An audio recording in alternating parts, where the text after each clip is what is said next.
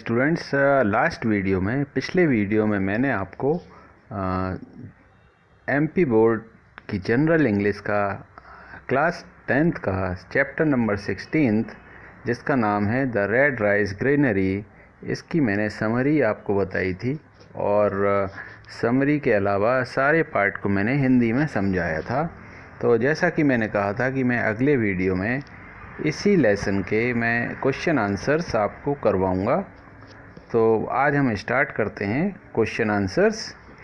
Question answer start करने से पहले आपसे रिक्वेस्ट है कि अगर आपने चैनल को सब्सक्राइब नहीं किया है तो चैनल को सब्सक्राइब करें और वीडियो को ज़्यादा से ज़्यादा शेयर करें। तो चलिए स्टार्ट करते हैं। फर्स्ट क्वेश्चन है, why was the writer invited to Bangalore? लेखक को बेंगलोर आने के लिए न्योता क्यों मिला? आंसर है, the writer was invited to a reputed company in Bangalore to deliver a lecture on corporate social responsibility.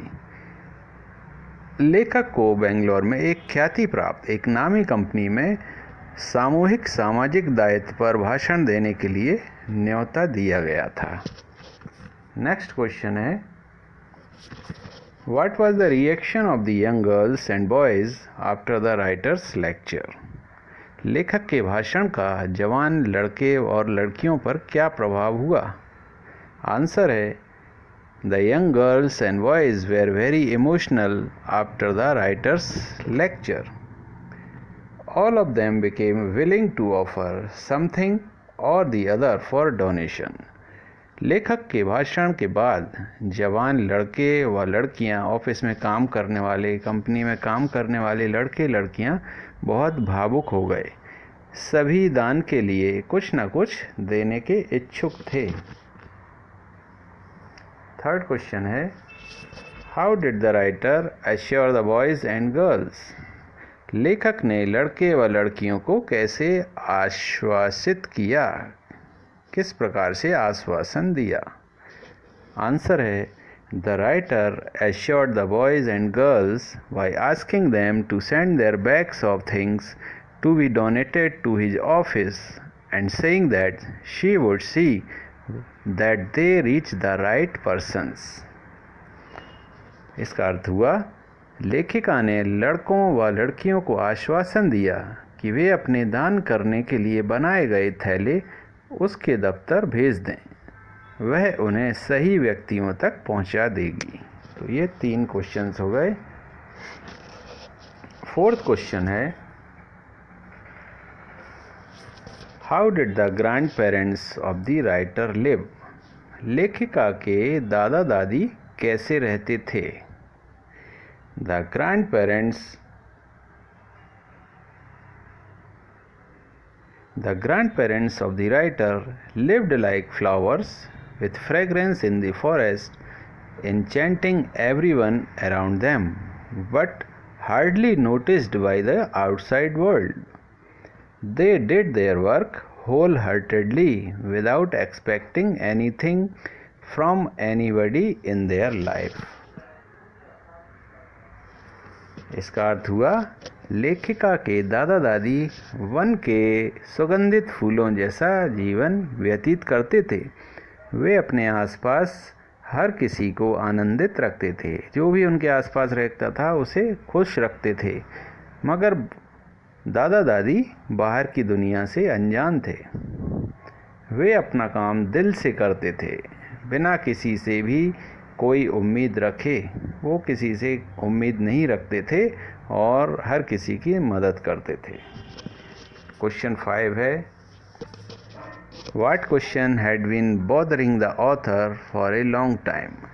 लेखिका को लंबे समय से कौन सा प्रश्न परेशान कर रहा था? The question that why she and her grand parents at red rice always at night and give the better quality rice to the poor people bothered author for a long time. इसका अर्थ है, लेखिका को यह प्रश्न बहुत परेशान कर रहा था कि वह और उसके दादा दादी रात में लाल चावल खाते थे, वह बढ़िया चावल गरीब लोगों को क्यों दान करते थे। तो जैसा कि कहानी में आपको पता है कि दो तरह के चावल थे, एक तो वाइट सफ़ेद चावल, अच्छी क्वालिटी का चावल, और एक लाल चावल, थोड़ा सा निम्न क्वालिटी का चावल। तो दादा दादी अच्छी क्वालिटी का चावल तो गरीबों को दान दे देते थे और लाल कलर का जो चावल था उसे खाते थे खुद। क्वेश्चन नंबर 6 है, why didn't they eat white rice at night. वे दादा दादी रात में सफ़ेद चावल क्यों नहीं खाते थे। आंसर है, they didn't eat white rice at night because they donated it to the poor as they thought that they should give anybody the best they have. दादा दादी रात में सफ़ेद चावल नहीं खाते थे क्योंकि वे उसे गरीबों को दान में दिया करते थे, क्योंकि वे यह सोचते थे, उनका यह मानना था कि अगर आप किसी को कुछ दे रहे हैं, दान दे रहे हैं, तो जो सबसे सर्वोत्तम वस्तु आपके पास है वही देना चाहिए।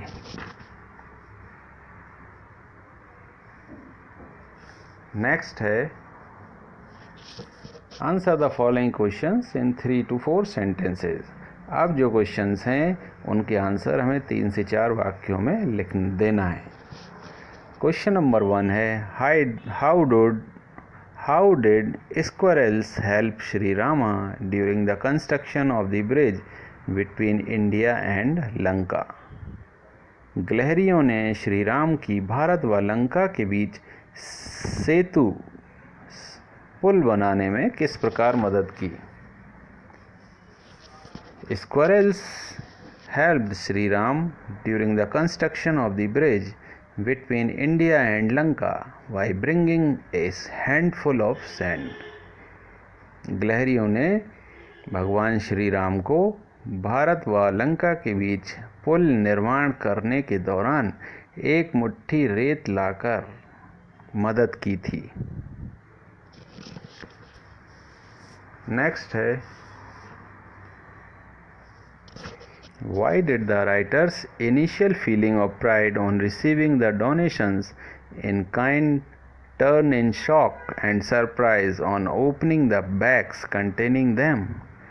लेखिका की गर्व की भावना दान में आए हुए थैलों को खोलने पर सदमे व आश्चर्य में क्यों बदल गई।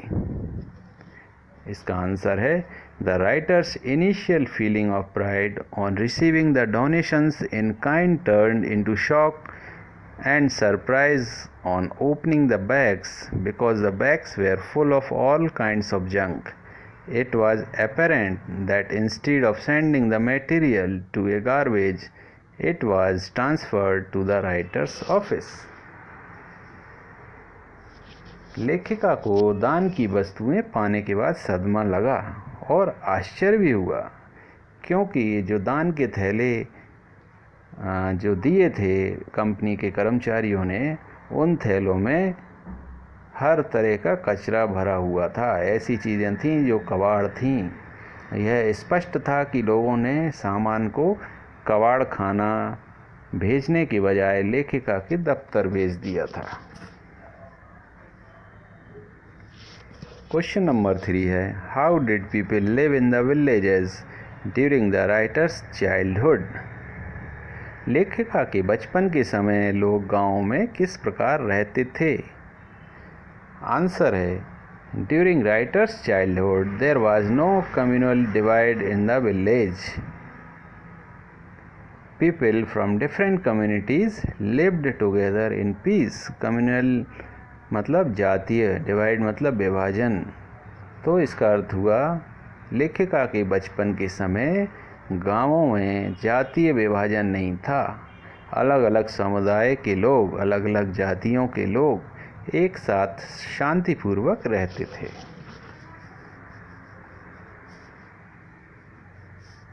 क्वेश्चन नंबर 4 है, write any 4 lines as quoted by the writer from the Vedas. वेदों से लेखिका द्वारा लिखित पंक्तियों में से 4 पंक्तियां लिखें। मतलब ये जो चैप्टर है, जो लेसन है, इसमें वो कौन सी 4 लाइन हैं जो कि वेदों से ली गई हैं? आंसर है the 4 lines from the Vedas are donate with kind words, donate with happiness, donate with sincerity, donate only to the needy. ये 4 पंक्तियाँ वेदों से ली गई हैं। इनका अर्थ है मधुर शब्दों के साथ दान दो। मतलब किसी को दान दे रहे हो तो उससे अच्छे से बात करो, खुशी से दान दो। आप दान देते समय खुश दिखना चाहिए, आपका मन खुश होना चाहिए। ईमानदारी से दान दो, सिर्फ ज़रूरतमंदों को ही दान दो। क्वेश्चन नंबर 5 है, how did the writers grand parents help the poor people? लेखिका के दादा दादी गरीबों की मदद कैसे करते थे? आंसर है writers grand parents help the poor by giving them white rice while they themselves ate poor quality red rice। अर्थ है लेखिका के दादा दादी गरीबों को सफ़ेद चावल दान करके मदद करते थे, जबकि स्वयं सफ़ेद के मुकाबले जो थोड़ा निम्न श्रेणी का चावल था, जिसे लाल चावल कहते हैं, वो खाते थे। क्वेश्चन नंबर 6 है, what is the real service to God according to the writer's grandmother? लेखिका की दादी के हिसाब से ईश्वर के प्रति असली सेवा क्या है? According to the writer's grandmother, serving people is the real service to God because he is not there in temple, mosque or church. He is with the people. इसका अर्थ हुआ लेखिका की दादी के हिसाब से लोगों की सेवा ही ईश्वर की सच्ची सेवा है, क्योंकि वो मंदिर, मस्जिद या चर्च में नहीं।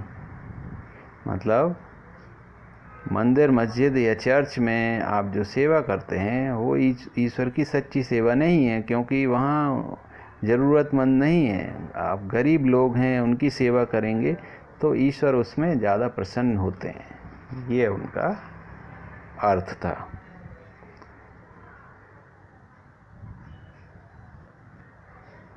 तो ये मैंने क्वेश्चन आंसर्स कंप्लीट करवा दिए हैं। आप इनको नोट कर लें और इस वीडियो को बार बार देखें और इसको याद भी करें। याद करने के बाद बिना देखे नोटबुक में, रफ बुक में लिखने की कोशिश करें, ताकि ये अच्छे से आपको दिमाग में फिट हो जाए और आपको एग्ज़ाम में मदद मिले। तो नेक्स्ट वीडियो में नेक्स्ट लेसन का लेकर आऊँगा, लेसन नंबर 17। उसका मैं वीडियो लाऊंगा जिसमें समरी बताऊंगा, हिंदी में अर्थ समझाऊंगा लेसन का। तो आपसे फिर से रिक्वेस्ट है कि चैनल को सब्सक्राइब नहीं किया है तो फिर से तो इसको सब्सक्राइब करें और अधिक से अधिक शेयर करें वीडियो को। तो till then, take care, goodbye. Please subscribe and click the bell.